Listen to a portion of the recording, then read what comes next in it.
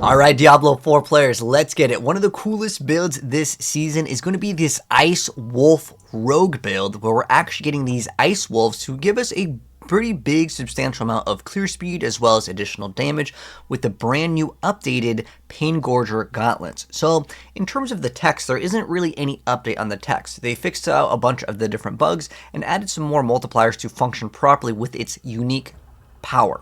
So going over this, as it's a pretty important part of the build, let's go over this effect first, because this is how you're going to get a bunch of damage from your Ice Wolves. So the Paingorger gauntlets have a unique effect. Reading it where it has a little star icon, it's when you damage enemies with a non-basic skill cast, it's going to mark them for 3 seconds. Those are the wolves that just automatically attack for us.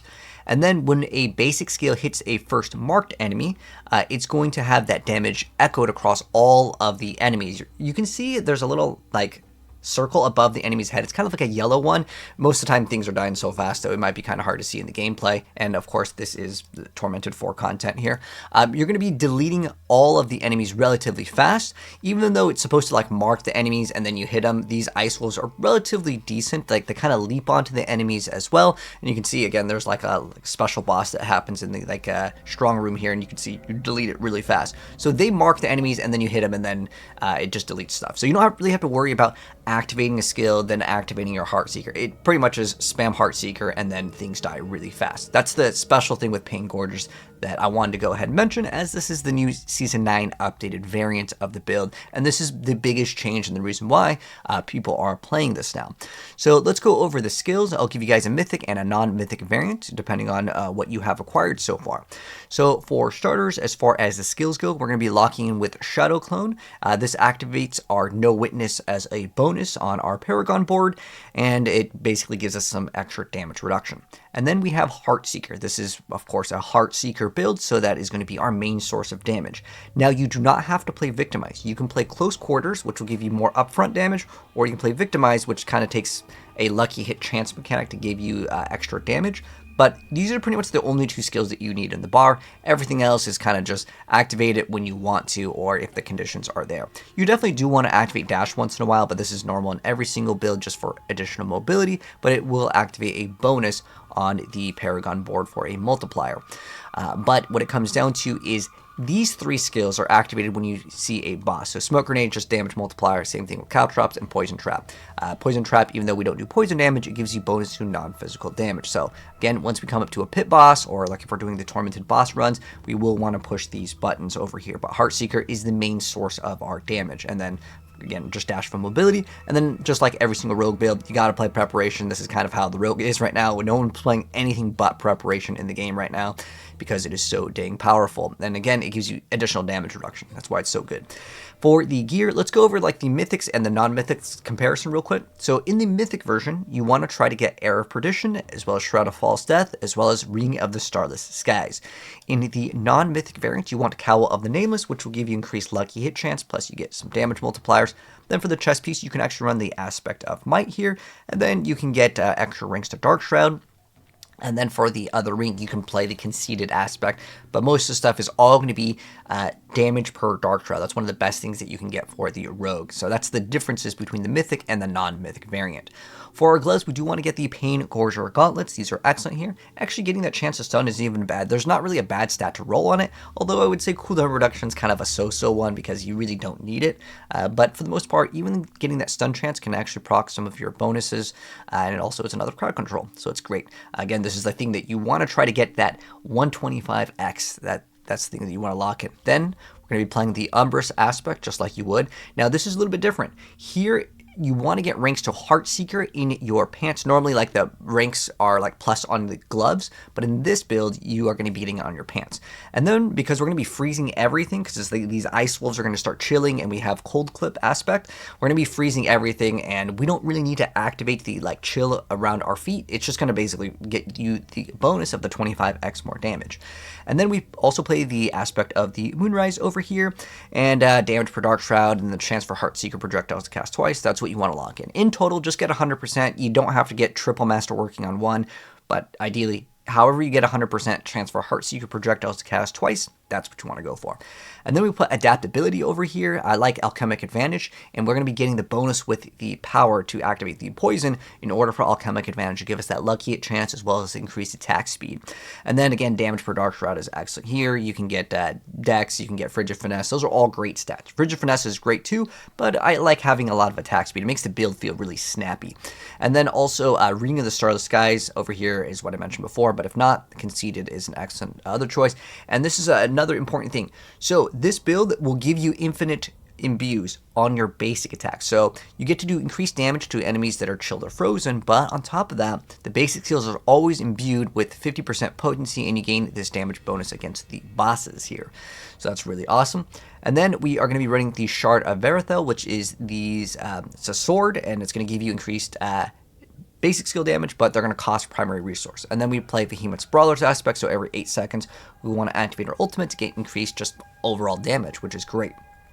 For the runes, we're playing Ahu Cax, just like in every single build, and this build ramps us up super fast. As you can see, our energy goes away and comes right back. And then we play Neo and Se. So Se is the main thing that's giving us these Spirit Wolves, because we're going to be getting Barrier. You can run whatever. You can run Seer, you can run whatever activation of the ritual, just run Se. So Ahu Cax is like a must. The other one, honestly, it doesn't matter. Play whatever you want. Horadric spells, we're playing the Anomaly here. It doesn't really matter though, choose the one that you want. And then of course on HeartSeeker, you can run the one on Ultimate if you want to, and then you can get the increased attack speed, but I just like having Barrier all the time here. And then we have the Poison one, so we can activate Alchemic Advantage. Then we play the Luminous Gem, so we can activate a Daze, which makes it so the crowd control goes crazy.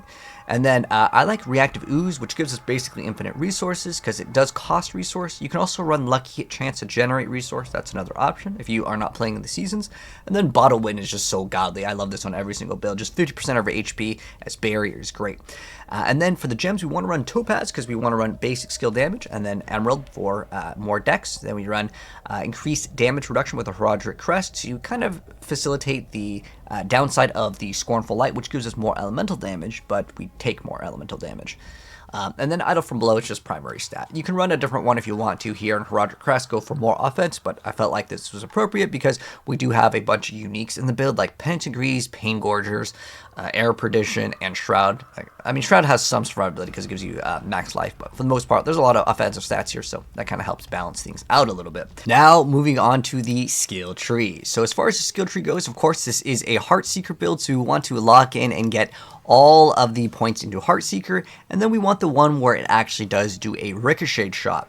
And then we can get this extra increased critical strike chance, and damage reduction. We can also get weapon mastery, trick attacks over here, just more damage multipliers. But then also unstable elixirs is not bad if you want to go and activate a potion and get some additional damage. And then with the dash, we want to get the methodical one, so we get an extra charge, giving us extra crit as well. And then with the smoke grenade, we want to get the enhanced one, which will give us 25x damage. You could also put another point to reduce its cooldown, or apply the poison if you want to activate alchemic advantage with this route also. And then we also have exploit and malice, which is in every single build. We're going to max out Dark Shroud and give us that additional critical strike chance, but if you are overcapped, you can get this one too. It's actually not bad. And then with the poison trap, we get the one where it gives us non-physical damage as a bonus. And then we have alchemic advantage over here, and we got to put 1 point into this. We don't need to get poison damage, but it's required to go ahead and get to the next step over here. And then even though we do not have our cold imbuement on our bar, our ability is automatically cold imbued. So if we get this one over here, we get another X20 against crowd control, but it's doubled against frozen. So again, you're going to be freezing things. The wolves go crazy with that. And then of course, you're chilling them with your attack already. You really don't need to put multiple points into cold imbuement. As you can see, I literally have 1 point into it, and everything just, as soon as I hit it, it's just instantly frozen. Of course, if it's a tormented or exalted boss, you gotta build up that stagger bar. It's not gonna just instantly freeze the boss. I don't think there's anything that does that in the game, but Frigid Finesse is excellent as well over here. Just gives you damage multiplier. You can also get that as a greater affix in your amulet. That's good. You can get this increased lucky hit chance if you want. Honestly, you don't need to build it into Victimize. You can just play close quarters. They're both great, and I've actually played with both of them. You can get Aftermath just for additional life restoration. I kind of like it, just being able to heal up, because you have Shroud of False Death, so it's like 2% life every single second, and it just feels really smooth. And then we have Shadow Clone over here, and Then we've got Innervation over here, so we gain extra energy. Again, our Caxman is going to constantly spend energy, so we can upkeep this. You don't really need to put points in a Shadow Clone here. If you want to, it's not a bad idea. It just gives you a little bit more damage on the Shadow Clone. You could also put points into Unto Dawn. It's not that bad. But Second Wind over here, just for the barrier, it makes it super tanky. You get some extra movement speed, some extra regen, and technically there's also attack speed in here as well. But as far as the key passive, this is where it gets interesting. You can play Victimize, or you can play Close Quarters Combat. It is 100% up to you on what you want to actually play, which is kind of cool. And then for the Paragon board, I put a few notes over here. So you don't have to play Exploit in here. You can play Devious, Fluidity, Frost Feeder, Infusion, Ranger. There's so much that you can play over here. But as far as like the key passive, again, Close Quarters is good for early damage. Victimize is RNG, so if you have a lot of lucky hit chance, you may want to consider running the Victimize. It's up to you. They're both really good because Close Quarters, again, gives you higher upfront damage, whereas Victimize, it's a lucky hit chance, which we'll have to prop.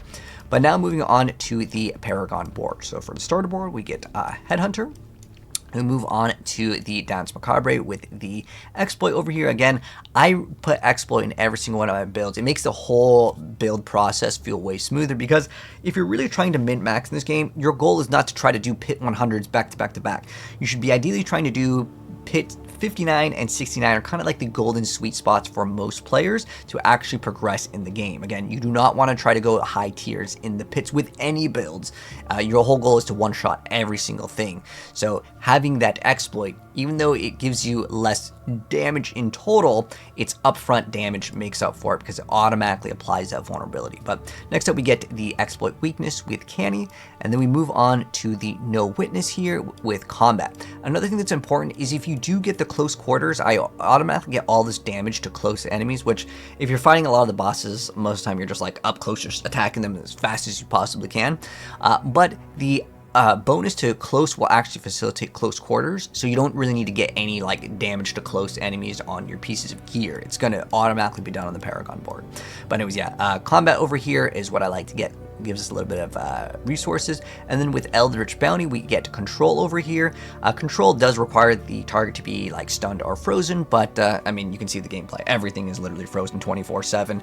Again, with the exception of any of the bosses that come out because you need to build up that stagger bar.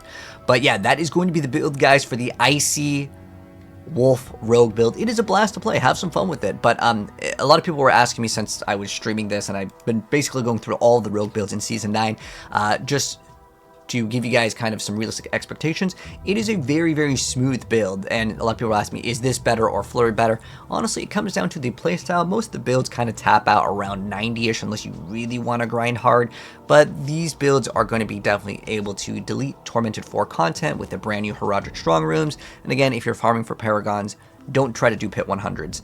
Your goal should be pit 59, 69 in majority of builds. And both of the builds are relatively fast, but it's really hard to beat like the Lightning Warp or the Teleport that has infinite, because those are just going to be simply faster. But this one's not like super slow by any means. So try them all out, see the gameplay, and then decide for yourself which one is going to be the best for you. As I would say, it's pretty much impossible to beat the pen shot with the warp. However, that one is RNG on where your character goes because it randomly will teleport you. So Flurry is going to be probably the most consistent and fast build, whereas the pen shot is random. So it will definitely be behind Flurry for the teleport, but in terms of like clear speed, you can see the gameplay, it's not bad at all. You're just freezing everything, and then like these wolves come out. Sometimes the AI with the wolves, they're kind of on their lunch break. They take like a second to kind of activate, but they're good enough to the point where I wouldn't say that it feels bad. It feels much better than the Necromancer. Here's another boss over here. You can see that stagger bar actually builds up really fast, even on like the elites. Where you come up to the elites over here. Oh wait, once it gets to like the little like 3, you can get the whole entire strong room. But like I wanted to show you guys how fast the stagger bar builds up. If you do want to do the tormented bosses, it builds up relatively fast. But like in terms of damage compared to Spiritborn, I mean that's a very fast stagger bar over there. And once it's staggered, you can see the damage just starts going like crazy. But yeah, really really fun build. Have some fun with it, guys. If you guys enjoyed the video though, drop a like on it. If you want to see an update to this build, if we do need to update it, I'll update you guys in the future. But very very fun and cool build. I like these ice wolves, very fun. Anyways, the planner will be in the pin as well as the link in the bio. But thanks, Trin. I'll see you gamers in the next video. Peace out.